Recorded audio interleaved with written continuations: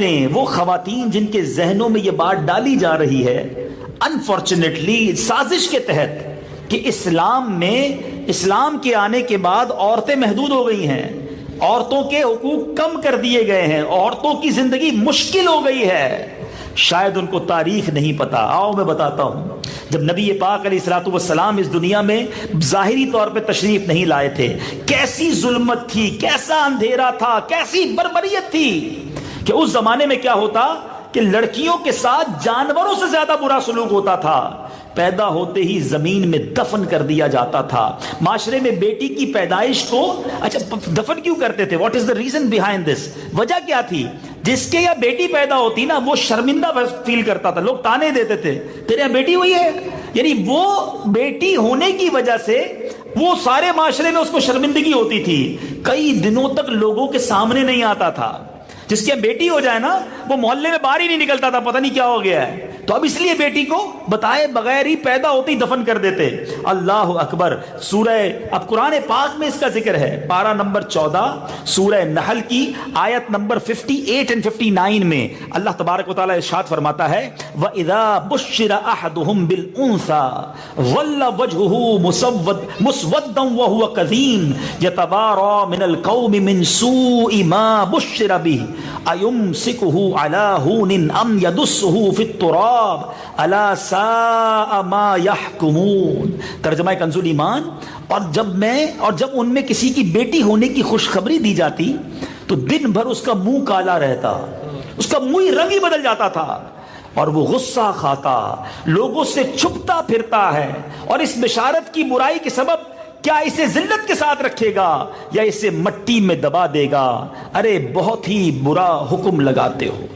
اے میرے بیچ اسلامی بھائیوں، ایسے پتھر دل لوگ، ایسے معاشرے کے اندر ایسے پتھر دل لوگ موجود تھے جو بچیوں کو دبا دیتے تھے، مگر ایسے رحم دل لوگ بھی تھے اس زمانے میں کہ جب اس معاملے کو دیکھتے تو آنسو بہاتے، کوشش کرتے۔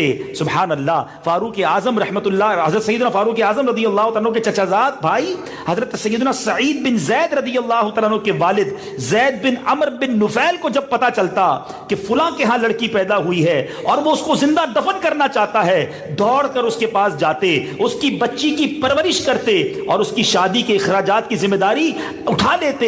اس طرح اس ننھی کلی کو مسلنے سے پہلے ہی بچا لیا کرتے۔ مگر یہ چند لوگ تھے، لیکن اس زمانے میں یہ معمول تھا کہ بچی پیدا ہوئی اسے زندہ دفن کر دو۔ اچھا، یہ اس بچی کو دفن کرنے کا معاملہ کیوں ہوا؟ اسٹارٹ کدھر سے ہوا؟ یہ رسم کیسے شروع ہوئی؟ ذرا سنیے گا۔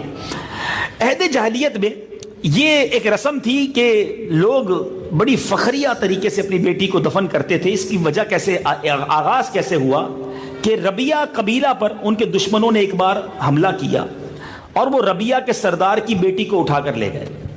جب دونوں قبیلوں کے درمیان کچھ عرصے کے بعد صلح ہوئی تو اس لڑکی کو بھی واپس کر دیا گیا اور اسے اختیار دیا گیا کہ واپس والد کے پاس چلی جائے یا قید کے دوران جس شخص کے پاس رہی تھی اس کے پاس چلی جائے۔ تو اس لڑکی نے کیا کیا کہ والد کی بجائے واپس ادھر جانا ہی پسند کیا جدھر وہ رہتی تھی۔ والد کے پاس زیادہ سختی لگ رہی تھی اسے۔ اب جب اس کے والد کو یہ پتا چلا کہ یہ بیٹیاں اس طرح ہمیں سب کے سامنے شرمندہ کر دیں گی، تو رسم ہی بنا دی گئی کہ بیٹی پیدا ہو اور اسے دفن کر دیا جائے، نہ رہے زندہ، نہ کبھی زندگی میں شرمندگی کا باعث بنے۔ میرے بیچے اسلامی بھائیوں، ایسے واقعات ہوا کرتے تھے۔ یہ تو تھا زمانہ جاہلیت کا دور، اور اس دور میں کیسے کیسے واقعات ہوئے، خود صحابہ کرام علیہم رضوان نے نبی پاک علیہ الصلوۃ والسلام کے سامنے اپنے واقعات بیان کی۔ چنانچہ سنیے، ایک شخص نے بارگاہ رسالت میں کیا عرض کی، کہتا حضور ہم زمانہ جاہلیت میں بت پرست تھے، اپنی اولاد کو مار ڈالتے تھے۔ میری ایک بیٹی تھی، جب میں اسے بلاتا تو خوش ہوتی تھی۔ ایک دن میں نے اسے بلایا، خوشی خوشی میرے ساتھ آ گئی، اپنی بیٹی کو لے کر میں چلا۔ ہم نزدیک ہی ایک کنویں پر پہنچے، میں نے اس کا ہاتھ پکڑا اور کنویں میں پھینک دیا۔ وہ روتی رہی، وہ چلاتی رہی، ابو جان ابو جان۔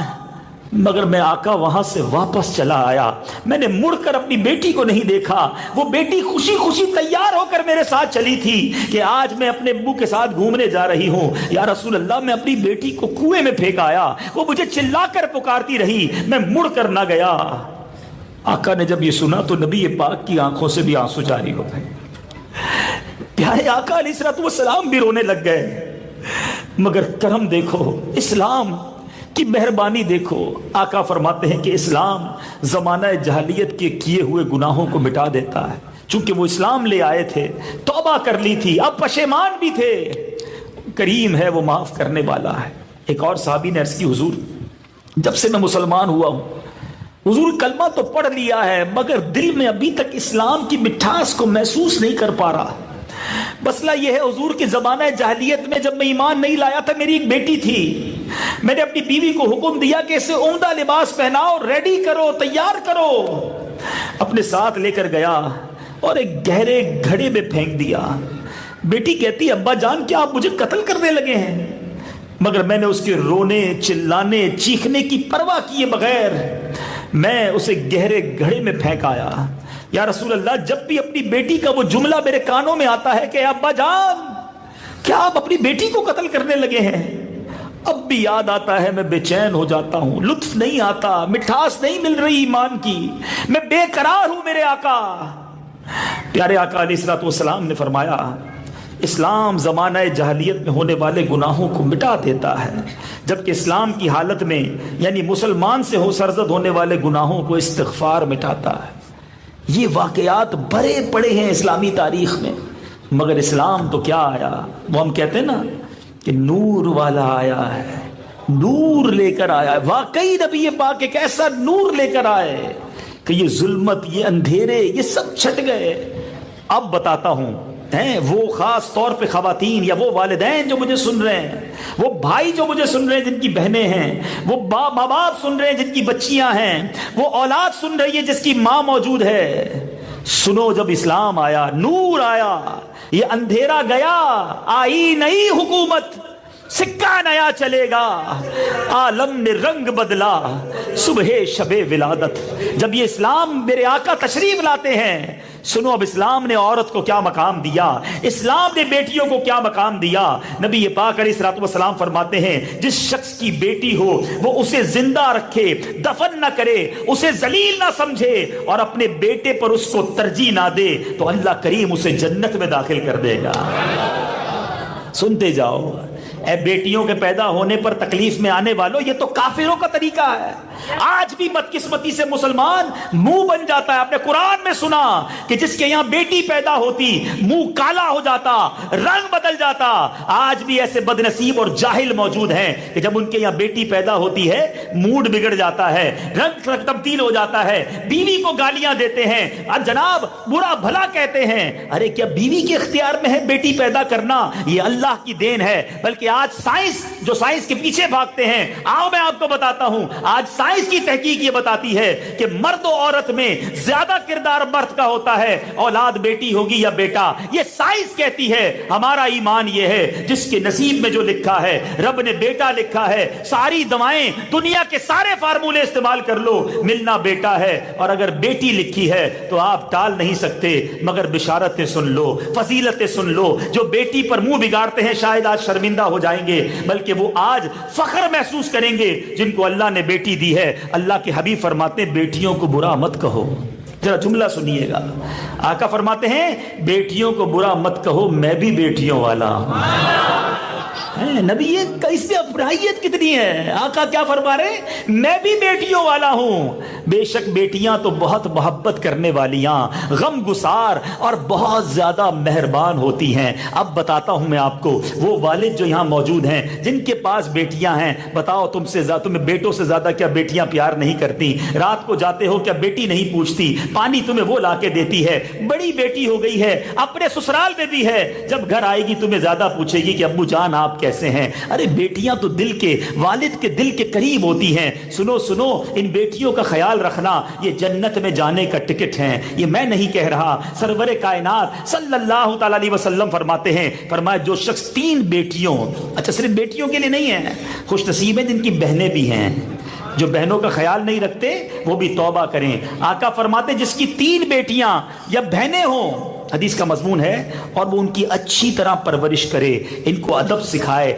मेहरबानी का बर्ताव करे, यहां तक कि अल्लाह करीम انہیں بے نیاز کر دے، یعنی ان کا نکاح ہو جائے، تو اللہ تعالیٰ ان کے لیے جنت واجب فرما دیتا ہے۔ 3 بیٹیوں کی اچھی پرورش کر کے ان کی شادی کروانا جنت واجب ہو جائے گی۔ اللہ اللہ، صحابہ کرام بھی کتنے کمال کے تھے۔ اللہ صحابہ کرام کی تربتوں پر کروڑوں انوار و تجلیات کی بارش برسائے۔ ہو سکتا ہے کوئی میرا بھائی یہاں ایسا بیٹھا ہو جو سوچ رہا ہو یار میری تو 3 نہیں ہیں، میری 2 بیٹیاں ہیں یا میری 2 بہنیں ہیں۔ اللہ اللہ، صحابی رسول عرض کرتے ہیں حضور اگر کسی کی 2 بہنیں یا 2 بیٹیاں ہوں، اللہ کے حبیب فرماتے 2 ہو تب بھی جنت واجب ہو جاتی ہے۔ اچھا مجھے یاد ہے جب سب سے پہلی بار میں نے یہ حدیث پڑھی تو میں ابھی پوری حدیث نہیں پڑھی تھی، تو میں سوچنے لگا یار میری تو 1 بیٹی ہے، 3 والے کو جنت، 2 والے کو جنت۔ اللہ اللہ، ایک صحابی کھڑے ہوئے کہ حضور کسی کی 1 بیٹی ہو۔ کیسا پیارا سوال کر لیا، اپنا کام ہو گیا نا۔ اللہ کے حبیب سے پوچھا حضور 1 بیٹی ہو، نبی پاک فرماتے 1 بھی ہو تب بھی جنت واجب ہو جاتی ہے۔ بیٹی کی پیدائش پر موڈ خراب کرے، لڑائی کرے، مجھے بتائیے نا یہ جنت میں لے جانے والی فضیلت اور کس کے لیے حاصل ہے؟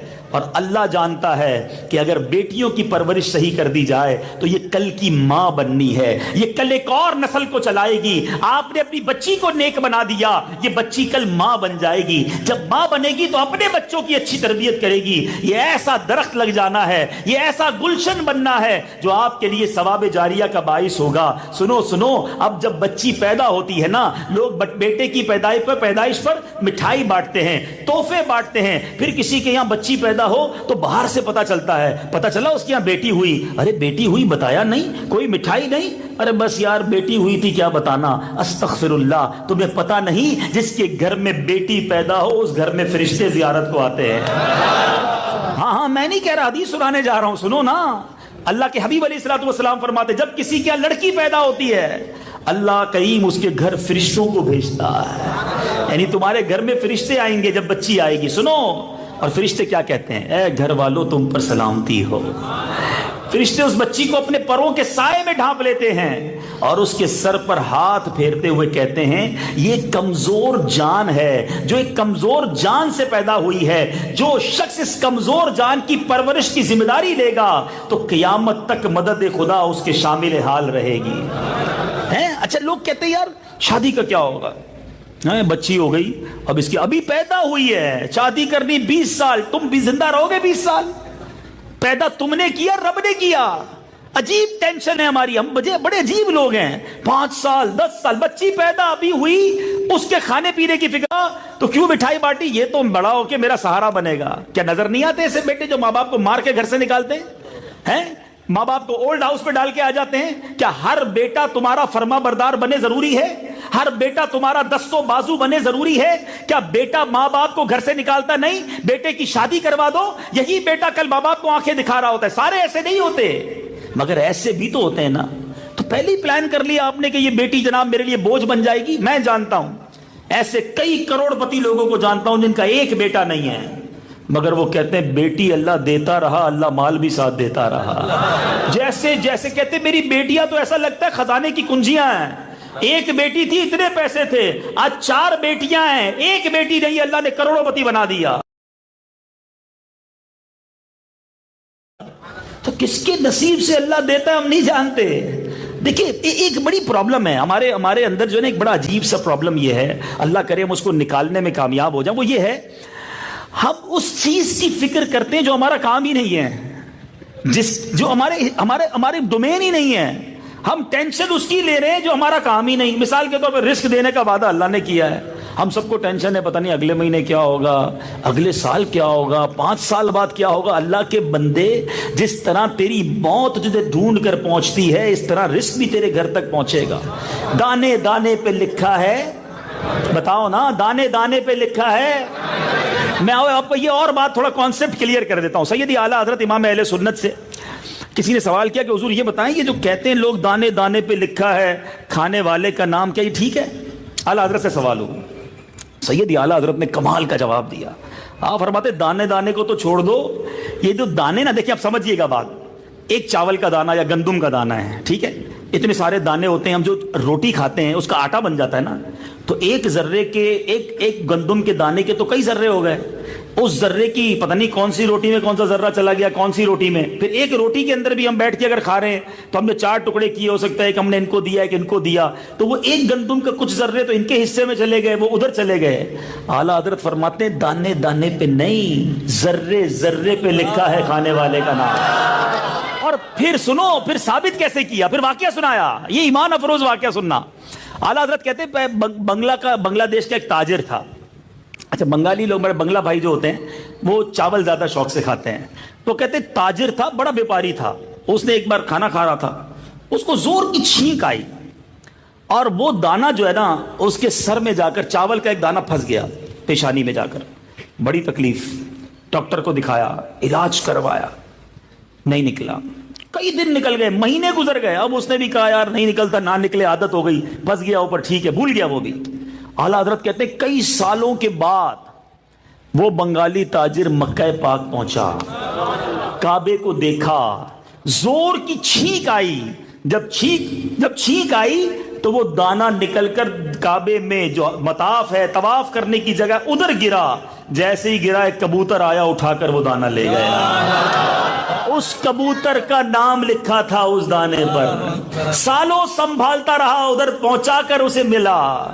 اور ہم تھوڑے پیسے زیادہ کے لیے حرام کی طرف جاتے ہیں. یار ساری زندگی نوکری کروں گا تو پیسے والا بن ہی نہیں سکتا ہے, میں اپنا گھر تو لے ہی نہیں سکوں گا مزدوری کر کے, کوئی نہ کوئی ڈنڈی مارنی ہی پڑے گی, شارٹ کٹ کرنا ہی پڑے گا, کوئی حرام کام کرنا ہی پڑے گا, تب پیسے والا بنوں گا. یہ بے وقوفی ہے تمہاری.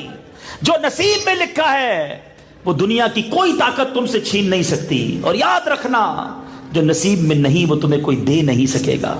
تو اسی طرح اگر بیٹی مل گئی ہے نا تو جو رزق تمہارے مقدر میں ہے وہ مل کر رہے گا. بیٹے کی وجہ سے وہ انکریز نہیں ہو جائے گا.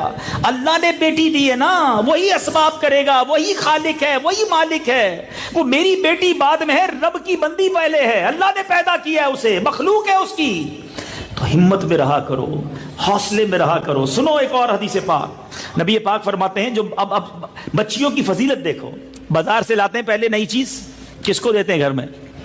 ہے میرا بیٹا, میرا لال ہے, یہ میرا وارث ہے, میرے دل کا ٹکڑا. بچیاں سائیڈ, تم سائیڈ پہ ہٹو. نہیں جناب, دیکھو اسلام ہے. میری بہنوں جو مجھے بعد میں سنو, یہ ہے اسلام. تمہاری عزت کیسی بڑھائی اسلام نے. اللہ کے حبیب فرماتے جب بازار سے کوئی چیز, نئی چیز لے کر آئے, پیارے آقا جب لاتے تو کیا کرتے, اور پیارے آقا میں ترغیب دے رہے ہیں کہ جو بازار سے اپنے بچوں کے لیے کوئی نئی چیز لائے تو ان بچوں پر صدقہ کرنے والے کی طرح ہے. یعنی جب بچوں کو کھلاتے ہو یہ صدقہ ہے تمہارے لیے. اور آقا فرماتے اسے چاہیے کہ بیٹیوں سے ابتدا کرے, پہلے بیٹیوں کو دے, کیونکہ اللہ تعالیٰ بیٹیوں پر رحم کرتا ہے. جو شخص اپنی بیٹیوں پر رحمت و شفقت کرے وہ خوف خدا میں رونے والے کی مثل ہے. جو اپنی بیٹیوں کو خوش کرے اللہ تعالیٰ قیامت کے دن اسے خوش فرما دے گا. کیا بیوٹیفل, کتنا خوبصورت مذہب ہے ہمارا کہ بچیوں کو خوش کرو, بچیوں کو حصہ دو. آج ورثہ نہیں دیتے ہیں, مرنے کے بعد کہتے بھائی باپ نے تو کر دی نا بچیوں کی شادی, ان کو گھر دلا دیا, سونا دلا دیا, اب سارا ہمارا ہے. یاد رکھو جو شریعت کا حکم ہے, اگر آپ نے وہ حق دبا لیا, ٹھیک ہے بہنیں بیچاریاں کچھ نہیں کر پاتی, مگر قیامت کے دن ایک ایک روپے کا حساب دینا ہوگا. اور جس نے یتیم کا مال دبایا, یتیم کا مال مثل مال وقف ہے. اللہ کی راہ میں جو مال وقف کیا جاتا ہے یہ اس کی طرح ہے. یتیم کا مال دبانے والا برباد ہو جائے گا. بلکہ یہاں تو افسوس یہ ہے, بھائی تو بعد میں ظلم کرتے ہیں, ادھر والد کا بھی ذہن بنا ہوا ہوتا ہے, بس بھائی اب بیٹیوں کا کچھ نہیں ہے, جو بھی ہے میرے بیٹوں کا ہے. کیوں بھائی بیٹوں کا ہے؟ بیٹیاں انسان نہیں ہے, اس کو ضرورت نہیں پڑ سکتی؟ تو کبھی بھی اپنی بیٹیوں کو ڈی مورلائز نہ کریں, انہیں جناب دھتکاریں نہ, انہیں بالکل جس کو کہنا سائیڈ پہ نہ لگائیں, ان کو ہمت دیں, حوصلہ دیں, دعائیں لیں ان سے. جن کی بچیاں ہیں وہ بچیوں کو خوش رکھیں, جن کی بہنیں ہیں وہ بہنوں کو خوش رکھیں. اور اگر آپ شادی شدہ ہیں اور آپ کے یہاں بچی ہو جائے, اب کبھی اپنی بیوی کو تانا مت دینا, کبھی اپنی بیوی کو برا بھلا مت کہنا. اس بیچاری کے ہاتھ میں ہے کیا وہ بیٹی پیدا کرے یا بیٹا پیدا کرے. خدا کی قسم کبھی سوچا آپ نے کہ بچہ پیدا کرتے وقت ماں کس تکلیف سے گزرتی ہے؟ اس تکلیف سے گزرنے کے بعد وہ تانے بھی سنے گی. جان اپنی, یعنی کئی عورتیں نہیں مر جاتی ڈیلیوری کیسز میں, نہیں سنا آپ نے کہ عورت دنیا سے چلی گئی؟ آپ کی بیوی آپ کے بچے کو پیدا کرنے کے لیے ایک ایسی تکلیف دہ عمل سے گزر کر آئی, موت کو قریب سے دیکھ کر آئی, اور اب اس کے بعد آپ اسے تانے دیتے ہو. کہ بیٹی پیدا ہوئی. استغفراللہ, کیا جواب دو گے اللہ کو؟ بعض اوقات لوگ سمجھتے ہیں بیوی کا دل نہیں ہوتا ہے, جو بولنا ہے بول دو, گالی دے دو, ڈانٹ دو.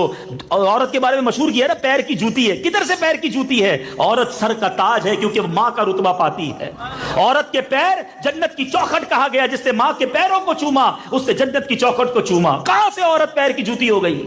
لیکن آج لوگ پتہ ہی کیا سمجھتے ہیں, سارا دن تھکا ہوا ہوں, بس بیوی ہے نا, گالیاں دے دوں گا 2-4. سیٹ نے ڈانٹا ہے, آج بیوی کو جا کے سنا دیں گے. ماں سے جھگڑا, والد سے پرابلم, بھائی سے, سارا غصہ بیوی پر. کیا وہ دل نہیں رکھتی؟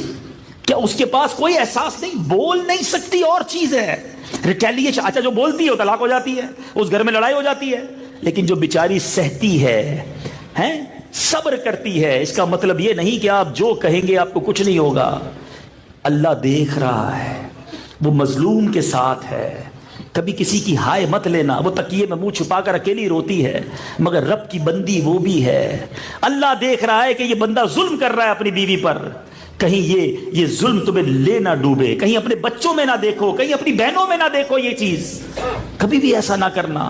ہم جس نبی کا کلمہ پڑھتے ہیں وہ اپنی ازواج سے محبت کرتے تھے, پیار کرتے تھے, ان کے لیے گھر کا سودا سلف لے کر جاتے تھے. پیارے آقا بی بی عائشہ صدیقہ رضی اللہ تعالیٰ عنہ اور دیگر ازواج کے ساتھ کھانا پکانے میں ہاتھ بٹاتے تھے. اور آج ہم کہتے ہیں کھانا تیار کرو, کھانا گرم نہیں ہے, نمک زیادہ ہے, نمک کم ہے, چائے ٹھنڈی ہے. ارے بیوی ہے, عورت ہے یا کمپیوٹر ہے, اس سے غلطی نہیں ہو سکتی. روزہ رکھتے ہم ہیں اور سمجھتے ہیں اس نے روزہ نہیں رکھا. رمضان میں جو اس بیچاری کا حال ہوتا ہے, کبھی گرمیوں کے اندر کچن میں جا کر پکا کر دیکھو, پھر پتا چلے گا کہ تکلیف کس کا نام ہے. اور اس کے بعد بھی تانے سنے. کچھ شوہر تو جناب ان کا کام ہی ایک ہے کہ روز کوئی نہ کوئی کھانے میں عیب نکالنا ہے, کسی نہ کسی بات میں جناب ظلم کرنا ہے. نہ کرو ایسا. اللہ دیکھ رہا ہے, وہ نرم دل لوگوں کو پسند کرتا ہے, وہ رحم دل لوگوں کو پسند کرتا ہے. ایک کمال کی حدیث ہے, کمال کی بھی ہے اور دل دہلانے والے بھی ہے. اللہ کے حبیب فرماتے ہیں جو رحم نہیں کرتا اس پر رحم نہیں کیا جائے گا, جو معاف نہیں کرتا اسے معاف نہیں کیا جائے گا. اے بات بات پر لڑنے والو, اے بات بات پر ڈانٹنے والو, اے بات بات پر سزا دینے والوں, سنو. تمہیں لگتا ہے میرے سامنے غلطی کی میں کیسے چھوڑ دوں؟ ٹھیک ہے آج تم کر لو, کل پھر تمہیں بھی معاف نہیں کیا جائے گا. کل تمہاری بھی غلطیاں پکڑی جائیں گی, کل تمہیں بھی سزا دی جائے گی. پھر کدھر جاؤ گے؟ ایک آخری بات, اگر گھر چلانا ہے نا تو معاف کرنا ہوگا, درگزر کرنا ہوگا, دل بڑا رکھنا ہوگا. میں دنیا بھر میں جاتا ہوں, لوگ ملتے ہیں کہتے ہیں بیوی روٹھ کے چلی گئی ہے, طلاق تک نوبت آ گئی, یہ دعا کر دیں. میں ایک ہی جملہ کہتا ہوں, نرم ہو جاؤ, معاف کرنے والے بنو. کہتا ہاں غصہ تو میں بھی کرتا تھا, سارے برتن تو نے توڑے, لڑائی جھگڑے سارے کر لیے, مار کٹائی تو نے کر لی, آج کہتا ہے بیوی گھر چلی گئی. نرم ہو جانا تھا نا, کب تک سہتی؟ میں نہیں کہتا سارے ہی مرد غلط ہوتے ہیں, عورتیں بھی ایسی ہوتی, میری بہنیں بھی مجھے سن رہی ہوں گی. اگر آپ چاہتے ہیں آپ کا گھر چلے تو کیا خوبصورت فرمان ہے. مجھے خواجہ غریب نواز یاد آ گئے, سبحان اللہ. رجب کی آمد ہے, کیا پیاری بات کرتے. کہتے ہیں اللہ کا دوست جو ہوتا ہے نا وہ 3 قسم کے اس کے اندر اوصاف ہوتے ہیں. فرماتے دل اس کا دریا جیسا ہوتا ہے, دل دریا جیسا, عاجزی زمین جیسی, شفقت سورج جیسی. اب ذرا سمجھو اس بات کو. بزرگ جو ہوتے ہیں نا وہ ایک ہی جملے میں ساری بات کہہ جاتے ہیں. سورج صبح نکلے گا نا, کیا صرف امیروں کو روشنی دے گا؟ غریبوں کو بھی دے گا نا. صرف مسلمانوں کو روشنی دے گا؟ سب کو دے گا, سب پر روشنی برسائے گا.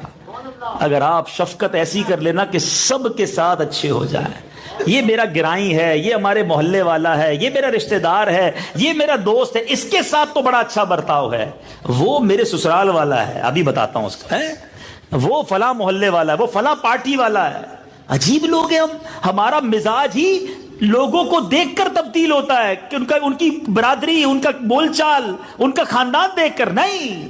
جو اللہ کا دوست ہوتا ہے وہ سورج جیسا شفیق ہوتا ہے, سب کے لیے مہربان, سب کے لیے اچھا. اور فرمایا دل دریا جیسا. دریا کو دیکھا اپنے, نالا بھی آ جائے, بارش بھی آ جائے, سب کو اپنے رنگ میں رنگ کر نکل جاتا ہے. اگر گھر چلانا ہے نا تو دل دریا جیسا کر لو. کبھی ماں کی بات بری لگ جائے گی, کبھی بیوی کی بات بری لگ جائے گی, کبھی بہن کا کوئی جملہ اچھا نہیں لگے گا, کبھی والد صاحب تھکے ہوئے ہوں گے تو ڈانٹ دیں گے. ہر بات کو نوٹ کرو گے, ہر بات پر ناراض ہوگے, ہر بات پر لڑائی کرو گے تو پھر گھر نہیں چلنا. گھر چلے گا درگزر کے ساتھ. دل دریا جیسا کر لو. اگر میری بہنیں سن رہی ہیں، ہو سکتا ہے آپ کا شوہر سخت ہو سکتا ہے وہ آپ کو ڈانٹ دیتا ہو، آپ سے صحیح بات نہ کرتا ہو، آپ درگزر کر لو، دعا کرو اللہ سے، اللہ دلوں کو بدلنے والا ہے۔ اور تیسری بات، عاجزی زمین جیسی۔ زمین اس وقت ہم سب کے کہاں ہے؟ پیروں کے نیچے ہے۔ جس کو چائے پیروں تلے رون کے چلا جاتا ہے، زمین بچھی رہتی ہے، دانا خاک میں مل کر گلے گلزار ہوتا ہے۔ بچھ جاؤ، نرم ہو جاؤ، شفیق ہو جاؤ، پھر دیکھو اللہ کیسے اپنا دوست بناتا ہے۔ تو اللہ کرے دل میں اتر جائے میری بات، میرے آقا کا اپنی بیٹی سے کیسا برتاؤ تھا۔ سبحان اللہ، سبحان اللہ۔ سنو، لوگ کہتے ہیں بیٹی کی عزت دوستوں کے سامنے، رشتہ داروں کے سامنے، سنو اللہ کے نبی علیہ الصلوۃ والسلام۔ ہاں ایک اور خوبصورت بات، پیارے آقا کی جو مبارک بیٹی ہیں، ویسے تو ساری بیٹیاں کمال کی ہیں اور اللہ تعالیٰ کی بارگاہ سے بہت بڑا مرتبے والی ہیں، مگر خاتون جنت، سبحان اللہ، آپ جنتی عورتوں کی سردار، مگر آپ جو ہیں پیارے آقا علیہ الصلوۃ والسلام میں سے شکل و صورت اور عادات و اطوار میں سب سے زیادہ جو قریب تھی وہ بی بی فاطمہ خاتون جنت تھی۔ نبی پاک اس کو اپنے جگر کا، اپنے جسم کا ٹکڑا فرمایا کرتے تھے۔ اچھا انداز کیا ہوتا تھا؟ اللہ اللہ، پیارے آقا علیہ الصلوۃ والسلام جب بی بی فاطمہ کے پاس جاتے نا تو خاتون جنت پیارے آقا کو دیکھ کر کھڑی ہو جاتی، نبی پاک کا ہاتھ لے کر بوسہ دیتی، اور جدھر خود بیٹھی ہوتی ادھر آقا علیہ الصلوۃ والسلام کو عزت کے ساتھ بٹھاتی۔ لیکن اللہ کے حبیب کا انداز دیکھو، جب بی بی فاطمہ نبی پاک کے پاس آتی، اللہ کے حبیب اپنی جگہ سے کھڑے ہو جاتے ہیں، ان کا ہاتھ پکڑتے، ان کے ہاتھ کو کبھی بوسہ دیتے، کبھی ماتھے کو بوسہ دیتے اور اپنی جگہ بٹھاتے۔ میں آپ سے پوچھتا ہوں اے بیٹیوں والو، کبھی زندگی میں ایک بار بھی یہ کام کیا جو اللہ کے حبیب کی سنت ہے؟ چلو آج کر لینا، کل کر لینا، کہ اب تمہاری بیٹی آئے، کھڑے ہو کے اس کا استقبال کرنا، اس بچی کے ماتھے کو چومنا، اس بچی کو اپنے ساتھ پیار سے بٹھانا۔ شاید اس کو پہلے تو سمجھ نہیں آئے گی ابا جان کو آج ہو کیا گیا ہے، آج تک تو کبھی یہ برتاؤ نہیں کیا، اللہ کے حبیب کا کلمہ پڑھا ہے، اس نبی کا غلام کہلاتے ہو، اپنی بچیوں کو، اپنی بہنوں کو، اپنی ازواج کو عزت دو، کیونکہ اسلام نے عورت کو عزت دی ہے، اسلام نے عورت کے مقام کو بلند کیا ہے۔ اور ایک آخری بات، لوگ کہتے ہیں یار میری گھر میں عزت نہیں ہے، محلے میں کوئی سنتا نہیں ہے، دوست میری بات مانتے نہیں ہیں، میرے بچے بھی میری بات نہیں سنتے ہیں۔ ایک فارمولہ دے دوں، اور یہ دنیا کا انٹرنیشنلی جس کو کہنا ثابت ہوا فارمولہ ہے، عزت دو گے تو عزت ملے گی، پیار دو گے تو پیار ملے گا۔ آپ جانور کو پیار دے کے دیکھ لو نا، جانور آ جائے گا آپ کے قدموں میں، نہ آپ کی بولی سمجھتا ہے نہ آپ کے خاندان کا ہے، ارے جانور پیار کرو تو قدموں میں آ جاتا ہے، یہ تو پھر بھی انسان ہے۔ پرابلم یہ ہمیں پیار دینا ہی نہیں آتا۔ میرے بزرگ بیٹھے، میں ہاتھ جوڑ کے، کئی بزرگ، سفید داڑھی سفید بال، کہتے ہیں میرے بچے سنتے ہی نہیں ہیں، ہر بار مجھے جناب جواب صحیح نہیں دیتے۔ پیارے بزرگوں، آپ کیا کرتے ہیں گھر جا کر خود اپنے بارے میں چیک کر لیں، جاتے ہی ڈانٹنا، جاتے ہی جھاڑنا۔ ایسے کئی بزرگ ہیں جن کے بچے پیر دبا رہے ہوتے ہیں، پانی پلا رہے ہوتے ہیں، کیوں کہ وہ ابا جان بھی پیار دے رہے ہوتے ہیں، شفقت، میرا بیٹا، میرا لال، اللہ تجھے سلامت رکھے، اللہ تجھے خوش رکھے۔ او دادا جان پوری فیملی میں جناب پاپولر ہوتے ہیں، اور کچھ دادا جان وہ ہوتے ہیں جن کو دیکھ کر ہی بچے غائب ہو جاتے ہیں، چھپ جاؤ دادا آ رہے، آتے ہی سنانی ہے۔ کانٹے لگے ہوئے ہوتے ہیں کئی بزرگوں میں، معذرت کے ساتھ، وہ مسجد میں آتے تو پرابلم ہو جاتی ہے، نمازی پرابلم، بچے مسجد کے بچے بھاگ جاتے ہیں، چاچا جان آ گیا بھائی ٹھیک نہیں ہے۔ خود سوچیں آپ نفرتیں پھیلا کر محبتیں نہیں لے سکیں گے، آپ تکلیف پہنچا کر راحت نہیں لے سکتے۔ آپ پھول بن جائیے، خوشبو خود ہی آنا شروع ہو جائے گی، آپ میٹھے بن جائیے، مسکراہٹ خود ہی آنا شروع ہو جائے گی۔ پرابلم یہ جتنے لوگ بیٹھے ہیں، آپ اگر فیل کرتے ہیں میری اس بات کو کہ یار میری خاندان میں عزت نہیں ہے، میری دوستوں میں عزت نہیں ہے، بچے میری بات نہیں مانتے، اللہ کی قسم یہ فارمولہ یوز کر لو، آپ سب کو محبت دینا شروع کرو، سب کو عزت دینا شروع کرو، اللہ آپ کو عزت دینا شروع کر دے گا، سب آپ کو پیار دینا شروع کر دیں گے۔ آپ کو ایک مثال دیتا ہوں، ٹھیک ہے؟ اب میں مسکرا رہا ہوں، مجھے دیکھ کر آپ کے چہروں پہ کیوں مسکراہٹ آ رہی ہے؟ انسان کو مسکراتا دیکھے خود ہی مسکرانے کو جی چاہتا ہے، یہ وہ ہے، کرنٹ ہے۔ آپ مسکرائیں سامنے والا خود مسکرائے گا، آپ میٹھے ہو جائیں سامنے والا خود نرم ہو جائے گا، آپ غصے میں آ جائیں سامنے والا آستینے چڑھا لے گا۔ یہ کنیکٹیوٹی ہے، آپ کی مرضی ہے آپ کیا دیکھنا چاہتے ہیں۔ یہ لوگ ہیں نا، آئینہ ہے ہمارے سامنے، میں اچھا ہوں تو سب اچھے ہو جائیں گے، میں میٹھا بن جاؤں سب میٹھے بن جائیں گے، میرے اندر غصہ ہے ہے سارے ہی لڑنے لگ جائیں گے، اب آپ کی مرضی ہے، اللہ کرے دل میں اتر جائے میری بات۔ تو بہرحال آج کے اس مختصر بیان میں ہمارے علامہ صاحب کی فرمائش پر، ان کے حکم پر، اور مجھے بھی بڑا اچھا لگا، امید ہے کہ اس موضوع سے ہم سب کو فائدہ ہوگا کہ بیٹیوں کی اہمیت پر بات کی جائے، بہنوں کی اہمیت پر بات کی جائے، ہمارا اسلام، ہمارے آقا علیہ الصلوۃ والسلام کی تعلیمات کیا ہے اس پر بات کی جائے۔ اور اگر میرا کوئی بھائی جو یہاں بیٹھا ہے، جو بعد میں اس بیان کو سنے یا لائیو اس کو سوشل میڈیا پہ سن رہے ہیں، اپنے والدین، اپنے بھائی بہن، اپنی زوجہ، اپنی بچیوں پر اگر سلوک اچھا نہیں کر رہے تو آج سے اچھا سلوک شروع کر دیجئے۔ بلکہ میں ایک اور بات بتاؤں، امیر اہل سنت نے تربیت فرمائی اور کمال کی تربیت فرمایا کہ میرے بچے جب بالغ ہوئے نا، امیر اہل سنت فرماتے ہیں، تو میں اپنے بچوں کے بالغ ہونے کا انتظار کرتا رہا کہ یہ بالغ ہو جائیں، کیونکہ بچہ جب چھوٹا ہو نا اور آپ اس کا دل توڑ دیں، اس پر ظلم کریں، ایک تو ہوتا ہے ماں باپ سمجھانے کے لیے تھوڑی سختی کر لیں، اس کی شریعت اجازت دیتی ہے، ایک کہ ناحق ظلم کر دیں، تکلیف پہنچائیں انہیں، تو اب وہ بچہ نابالغی کی صورت میں معاف نہیں کر سکتا، اپنے حقوق معاف نہیں کر سکتا۔ جب وہ بالغ ہوگا نا تو اپنے حقوق معاف کرے گا۔ تو امیر علیہ السلام فرماتے ہیں جب میرے بچے بالغ ہوئے تو میں نے بچوں کو جمع کر کے ان سے معافی مانگی کہ اگر آج تک تمہارے بچپن میں نے تمہیں کوئی ایسا کام کیا جو مجھ پر گناہ بن گیا یا تمہاری حق تلفی ہوئی، مجھے اللہ کے لیے معاف کر دو۔ یہ ہے تربیت اپنے بچوں سے۔ اپنی بیوی سے معافی مانگنے میں انسان چھوٹا نہیں ہو جائے گا۔ آپ بولے میں شوہر ہو کر بیوی سے معافی مانگوں، کتنی بار دل توڑا ہوگا آپ نے، کتنی بار اس کو آنکھوں میں آنسو آ گئے ہوں گے۔ لیکن امیر علیہ السنت فرماتے ہیں اگر شوہر نے بیوی کا دل توڑا ہے، ظلم کیا ہے تو معافی مانگنی پڑے گی۔ باپ نے بیٹے پر ظلم کیا ہے تو باپ کو معافی مانگنی پڑے گی۔ اور آگے سنو کیا فرماتے ہیں، پیر نے مرید پر اگر ظلم کیا ہے تو پیر کو مرید سے معافی مانگنی پڑے گی۔ یہ ہے اسلام۔ میں بھی جاتا تھا اور نصیحت حاصل کرتا، غور و فکر کرتا۔ ایک بار میں قبر والوں سے خود ہی بات کرنے لگا کہ اے قبر والو، دنیا سے تمہارے نام و نشان مٹ چکے ہیں لیکن تمہارے گناہ نہیں مٹے۔ تم نے بوسیدہ گھروں میں ڈیرے لگا لیے ہیں، بس تمہارے پاؤں ورم زدہ ہیں۔ بس میں روتا رہتا۔ اس کے بعد ایک گنبد کی طرف چلا جاتا اور ایک قبر کے پاس جا کر سو جاتا۔ روز قبر والوں کو خود ہی کہتا، خود بھی اپنے اوپر گویا سبق لیتا۔ کہتے ہیں ایک مرتبہ میں قبر کے پاس سویا تھا کہ اچانک میں نے صاحب قبر کو دیکھا، جو قبر کے اندر تھا مردہ، اس کو دیکھ لیا نیند میں کہ اس کی گردن میں زنجیریں ہیں، آنکھیں نیلی ہیں، چہرہ سیاہ ہو گیا، اور وہ کہہ رہا ہے کہ ہائے میری بربادی، ہلاکت، اگر دنیا والے مجھے دیکھ لیں تو کبھی رب کی نافرمانی نہ کریں کہ میرا ایسا حال ہو گیا ہے۔ کوئی ہے جو میرے گھر والوں کو بتائے کہ میری حالت کیا ہے، میری فریاد سنے۔ سیدنا حارث فرماتے ہیں کہ جب میں بیدار ہوا تو بڑا ڈرا ہوا تھا، خوف زدہ تھا، عذاب قبر کو اپنی آنکھوں سے دیکھا تھا۔ کہتے ساری رات اسی گھر چلا گیا اور ساری رات یہی سوچتا رہا کہ کیسا عذاب تھا اس قبر والے پر۔ اب جناب کہتے ہیں میں دوسرے دن پھر وہاں گیا، کسی کو نہیں پایا، پھر سو گیا۔ اب جب آنکھ کھلی تو دوبارہ دیکھا کہ قبر والے کو اب چہرے کے بل گھسیٹا جا رہا ہے۔ وہ کہتا ہائے ہلاکت، دنیا میں میرے اعمال برے اور طویل عمر تھی، مجھ پر اللہ سخت ناراض ہے، اگر رب نے مجھ پر رحم نہ کیا، مجھے عذاب سے نہ بچایا تو میرے لیے ہلاکت و بربادی ہے۔ کہتے ہیں دوبارہ اٹھا، پھر خوف زدہ تھا، ڈر گیا تھا، اپنے گھر چلا گیا، رات بسر کی۔ صبح ہوئی تو میں پھر اس قبر کے پاس گیا کہ شاید کوئی قبر والوں کے پاس، اس قبر والے کے پاس کوئی آئے، اس کی قبر کی زیارت کو آئے تو میں اس کو بتاؤں کہ تمہارے مردے کا کیا حال ہے۔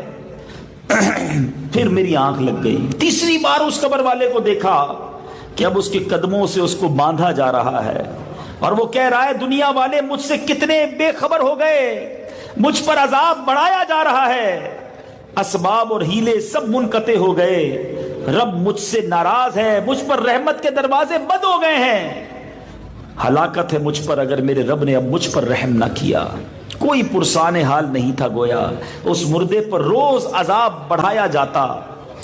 کہتے ہیں میں جب نیند سے بیدار ہوا، اب میں لوٹنے کا ارادہ کر رہا تھا کہ 3 بچیاں جو ہیں وہ اس قبر کے پاس آئیں اور آ کر گویا اپنے والد کی قبر پر فاتحہ پڑھنے لگی۔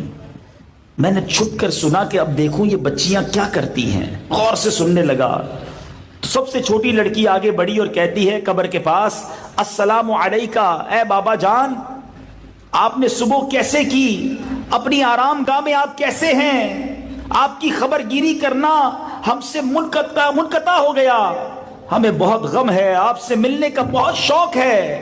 وہ بہت روئی۔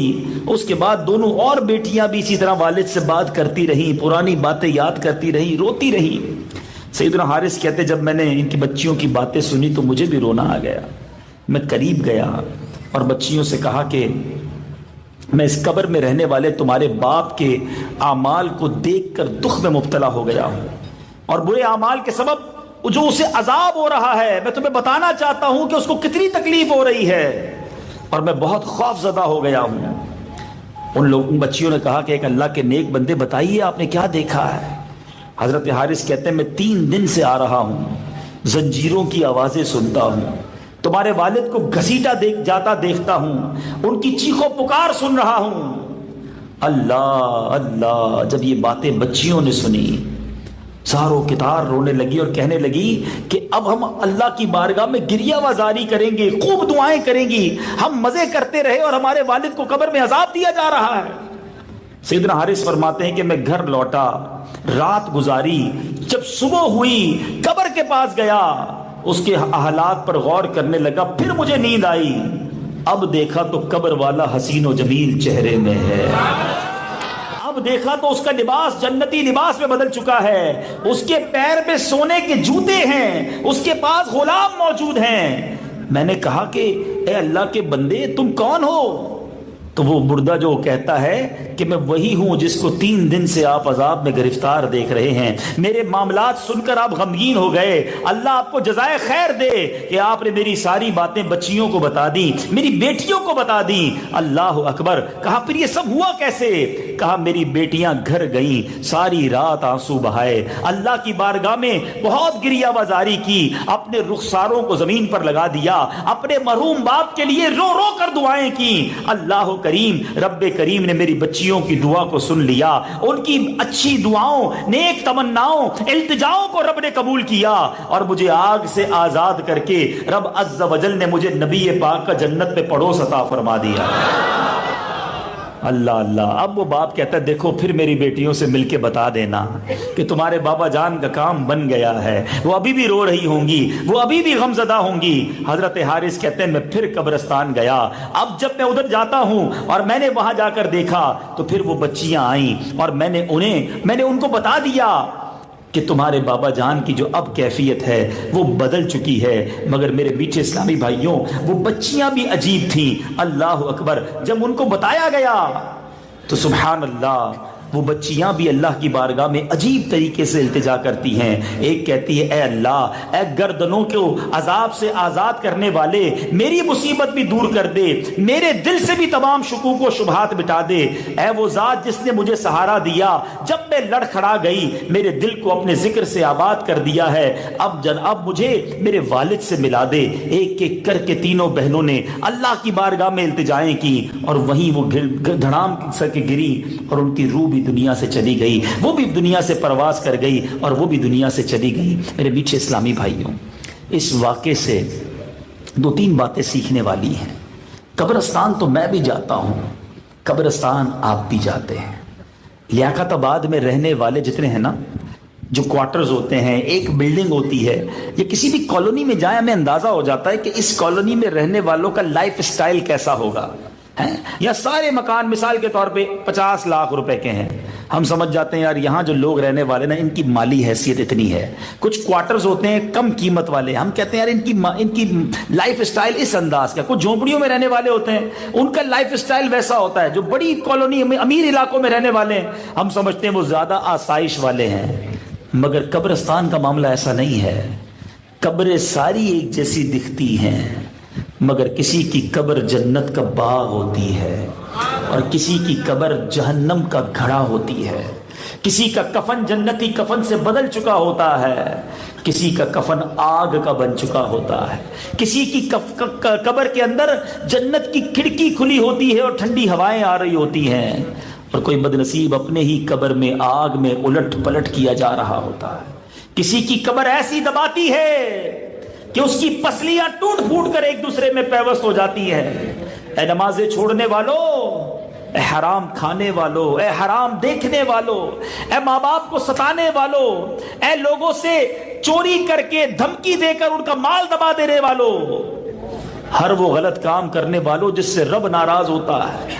اگر اللہ ناراض ہوا اور قبر نے دبا لیا، کبھی عید والے دن آپ نے دیکھا ہوگا ہمیں کوئی زور سے دبائے چیخ نکل جاتی ہے، کوئی پہلوان آدمی ہو ایسا لگتا ہے پسلی توڑ دے گا، مگر حدیث کے الفاظ ہیں، پیارے آقا نے اپنے ہاتھوں کو اس طرح کر کے بتایا کہ نماز میں سستی کرنے والوں کو، حدیث پاک کا مضمون ہے، قبر اس طرح دبائے گی کہ اس کی پسلیاں ٹوٹ پھوٹ کر ایک دوسرے میں پیوست ہو جائیں گی۔ یہ ساری قبر کی سٹوری الگ ہے، دکھتا ایک ہی جیسا محلہ ہے، نظر ایک جیسی قبریں آتی ہیں، مگر ہر قبر کی کہانی مختلف ہے۔ سوچنا یہ ہے کہ میں نے اور آپ نے بھی قبر میں جانا ہے، رشتہ دار اس قبر میں اتار کر واپس آ جائیں گے۔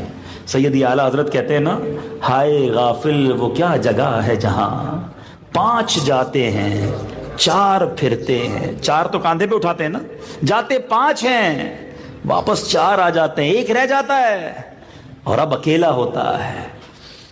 مرنے کے بعد رشتہ دار کہتے ہیں کہ میت نے، مرحوم نے پیچھے کیا چھوڑا؟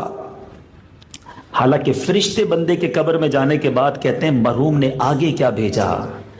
ساری زندگی کوشش کرتے رہے کہ پیچھے کچھ اچھا چھوڑ جائیں، کاروبار، نوکری، ڈبل نوکری، ڈبل شفٹ، دن رات کام کیوں کر رہے ہیں آپ؟ مجھے بتائیے نا، کہ دنیا اچھی ہو جائے، بچوں کے لیے کچھ چھوڑ جاؤں۔ ارے پیچھے چھوڑنے کی فکر ہے، آگے بھیجنے کی فکر کب کرو گے؟ جب قبر میں جائیں گے تو ہم اکیلے ہوں گے۔ یہ مردہ جس شخص کا ہم نے واقعہ سنا، گناہگار تھا، عذاب میں گرفتار ہو گیا، لیکن کمال یہ تھا کہ 3 نیک بچیاں پیچھے چھوڑی تھی۔ کیا ہم اپنی اولاد